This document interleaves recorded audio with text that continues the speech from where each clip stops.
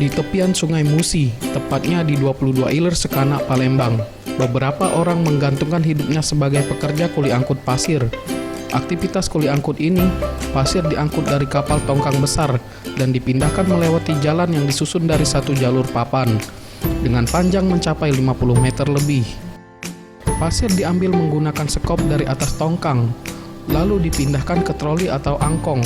Kemudian, pekerja ini satu persatu berjalan melewati jalur papan untuk sampai ke darat. Pak Maswi, salah satu kuli angkut pasir di sini menceritakan, ia dan pekerja lainnya memulai aktivitas angkut ini dan memindahkan pasir dari jam 4 sore sampai dengan jam 8 malam. Ia bekerja secara kelompok, dengan hasil juga dibagi bersama. Dalam sehari ia mampu mengantongi upah dengan rata-rata 50-100 ribu rupiah. Paling penghasilan dapat 100. Iya Pak.